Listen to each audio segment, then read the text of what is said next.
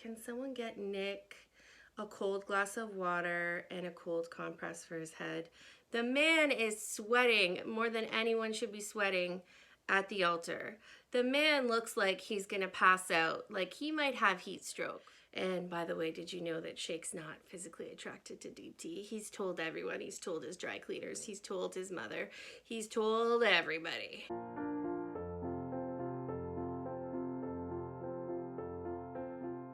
Hey, what's up? I'm Ashley, and I'm talking about Love is Blind Season 2, all the weddings, and a big problem I have with the show. Before I get into it, if you could please hit the like button if you're enjoying this video, and click that red subscribe button to subscribe to my channel. I would really and truly appreciate it. Love is Blind Season 2. Netflix, our favorite streaming service, aired the weddings on Friday. What did you think of them? I have to tell you that I didn't really enjoy this finale, and it took me a while to figure out why, but now that I've had some time to think about it, I think I know. And that is that the editing was just too deceptive. They focused the editing on creating a big shocking surprise in this final episode, and they sacrificed the storytelling. So I didn't really understand why, I want to say contestants or actors, why these individuals were making the choices they were making. And I think that was completely deliberate. Let's start with Nick and Danielle. I'm sure that they have a lovely relationship, but all of the footage that they showed focused on the few little fights that they had, and it didn't really show a makeup or honeymoon period where they weren't fighting. So between that and the fact that the man is sweating more than I've ever seen any man sweat who's not exercising, makes you think that he's going to say no. The way they cut it makes you think that someone's saying no. And really, they were both happy and they both said yes. And I think that I didn't understand why he would say yes because of the way they showed her in this like hot dog costume, and him like, oh, you're too immature, your friends break the furniture, and like, you know, she's mad because he's like texting about his friends instead of focusing on how he just met her family. Like, I feel like they really edited it to make you think that this was a problem relationship, and it wasn't. And same for Ayanna and Jarrett.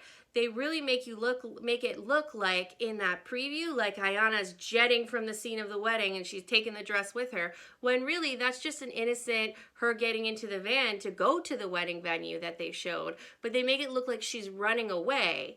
And I really didn't like that. I didn't like how I didn't understand Ayanna and Jarrett's relationship very well. I didn't understand why she would say yes, based on the fact that they really emphasized that he had a partying lifestyle. They really showed anytime his like friends mentioned that he wasn't the marrying kind, they really focused on that. And they, you know, they emphasized that Ayanna's adopted mother didn't really think this was a good idea. And so I just felt like instead of allowing me to understand the relationship and allowing me to understand the outcome that I saw, they focused on manipulating me through editing. So I thought one thing and then another thing happened. They did the same thing with Sal and Mal. I did not see any reluctance on Sal's part to marry Mallory. But when they were at the altar, it seemed like Mallory, I think she actually said, I knew Sal wasn't sure. Really, because none of us knew. The way they edited it, he's saying, my fiance's hotter than Beyonce. And, you know, he's 100 and confronting Jarrett and saying, hey, Jarrett, you brought up the ring with Mallory. Like, why did you do that? I don't know. It seemed weird to me. The way they treat weddings in the show is very weird to me, because the way they treat the weddings is sort of like, am I going to have a long-term relationship with you or not? To me, if you're walking down that aisle or you're a groom and you're waiting at the end of the aisle for your bride, you're committed to saying yes. And if you say no, this is a big upset, and I better see both of you upset, right? It really bothered me how Shake behaved. It really bothered me. I actually felt he was pretty disrespectful to Deep Tea. I think his male ego was bruised. He's clearly has a very fragile male ego. He did not realize she was going to say no to him. And that is why he went on and on about how he can't wait to get back into his fitness routine. And he's got Nobu restaurant reservations. And, you know, this is a celebration and this is a party. And, you know, if he would have said yes, she was going to say yes. But he, you know, like basically I felt like he should have expressed regret given how he behaved. He behaved like he cared a lot about Deepti, that he was emotionally attached to her, that she was like his best friend. So he should have at least expressed regret at not having her in his life in the future, at hurting her enough that she would say no, at not being able to be the man that she needed, at not being able to commit to her 100%. And to me, that would have been a much better reaction and a much more respectful reaction. Deepti girl, you dodged a bullet because the man was too full of himself and it would have been all about him. And I think it's great that you said no, but I also think that maybe Deepti was more reluctant than the editing let us see. Like, I think they really emphasized that she was going to let Shake make the decision. And so we were surprised that she says no at the end, but I don't think that her parents were that surprised. I think that she had reservations the whole time and the editing didn't let us see that. And again, that was a problem for me because I really feel like they sacrificed telling the story of these couples and this couple in order to have this big shock value ending. And I just felt like they disrespect the concept of a wedding and of marriage by like they cheapen it. Do you know what I mean? It's hollow. It's supposed to be a celebration of a commitment, not really supposed to be about making a decision to commit. Do you know what I mean? And I think they play with our emotions about weddings because they expect us to react like, oh my God, this is so shocking when someone says I don't, because we assume a wedding is a guaranteed thing. We assume that if you're walking down the aisle, that's a yes. Or if you're waiting at the end of the aisle, that's a yes. So they're really, I think what would be better is if they had some kind of like final proposal ceremony at the end as opposed to proposing in the pods. Maybe in the pods they could be like, will you be my girlfriend or boyfriend? Then they go on to, you know, go to Mexico and live together, whatever. And then they, at the end, have to decide whether they're going to make a commitment to be with one another and get engaged. Because really these weddings act like an engagement, and the engagements kind of are like, actually like, will you be my boyfriend or girlfriend, right? Like, I'm never getting over it if I were to be like, I wasn't left at the aisle, but let's say I was. I'm not getting over that and having a relationship with you. Whereas Mal and Sal, like, Mal's like, it's okay, Sal, let's go out on a date after. Like, clearly this wedding didn't have the significance that it's supposed to have, or that it traditionally has. And I don't know, I didn't really like that. Like, what's the point? It all seems like theater, right? It seems like pretend. If you're not gonna really value a wedding for what it is, then what's the point? You're just playing dress up, right?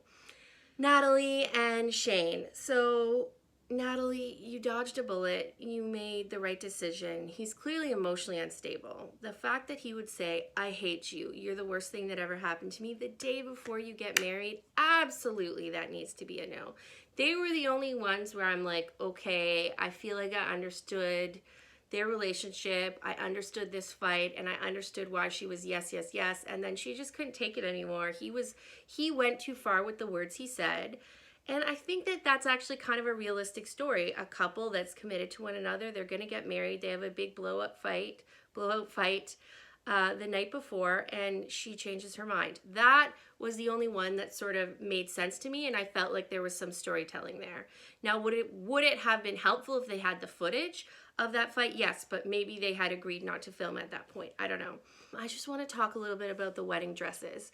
So Natalie went very classic. It was very like, I almost feel like it will stand the test of time. I mean, obviously it doesn't matter now because they didn't get married, so I'm assuming they don't do like fun pictures together, etc.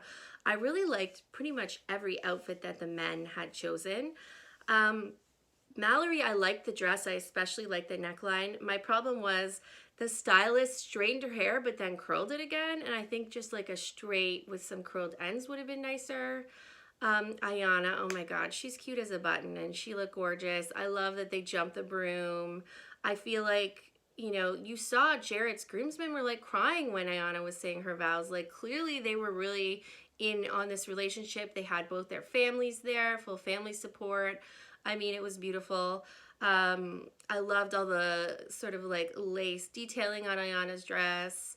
She did a really good job picking, and she had that kind of like, I don't know what you call it, like a lacy headband that looked great on her. Danielle's dress is not my favorite. That's just my personal taste. I do think that she looked great and she looked really happy, and I'm really happy for her and Nick. And I liked the choices that Nick made with like the lighter gray and a bit of a floral pop accent on his suit. You know, the weddings should be and would have been beautiful, but they ended up being more like a little bit more, some of them had a little bit more of a casual feeling, because it's like, you know, Mal's like, it's okay, Sal, and Sal's like, okay, you know, to the family, I'm sorry, you know, you guys came and this was all just for nothing. I don't know. I'm not sure. I'm not sure about this show anymore. I'm not sure because of the way they edit it and the way they treat marriage and weddings. Like, I'm just not sure. And the other issue I have is it's supposed to be a test of is love blind. Really what it's a test of is if a person's not your physical type, but you have an emotional connection, will you still be in love with them? Because everybody is wildly attractive. Even Deep T. Deep T is like super conventionally attractive. All of them are attractive, okay? None of the people we followed were unattractive. And so really it's a test of, is this person your type or not, right? Like Ayana said, she wouldn't have gone for someone so tall, etc. I mean, I think in the two instances with Shayna and Kyle and Deep T and Shake, you see that like there was no physical attraction really there, not a strong physical attraction, and they couldn't get past it. I mean, Shayna said it was the atheist thing. So Shayna and Kyle, I think she was on a show for the wrong reasons, and she accepted his proposal for the wrong reasons, and she just wants more Instagram followers. I like strongly dislike her. She's like, you know, I'm so religious, but I want to have sex every day. Like, come on. I just, no. I'm a devout Christian, but like, no.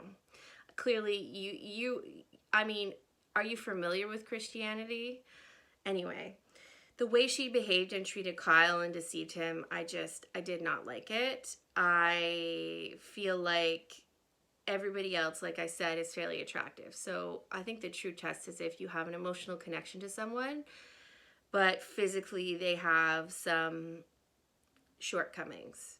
Is love blind in that case? That would be the true test of the concept. I also think that it's too quick. The timeline is too quick. I think you're already doing the thing where you form the connection without the physical bond. I think it needs to be like a year before they make this decision. Like, I don't think it's healthy to be pushing people pushing people into getting married. And I think that's why you see the wedding being treated as more like an engagement. So Love is Blind Season 2. These are my thoughts about the weddings. We're going to see the reunion show on March 4th. What did you think about the finale? What did you think about the I do's and the I don'ts and the way they edited it? Let me know in the comments down below. In the meantime, if you enjoyed this video and my rant, if it made you think about things, give it a thumbs up, hit that like button, and if you could, please subscribe to my channel to see more videos like this one. In the meantime, this is Ashley saying, have a great day. Thank you so much for watching. I will see you soon. Bye.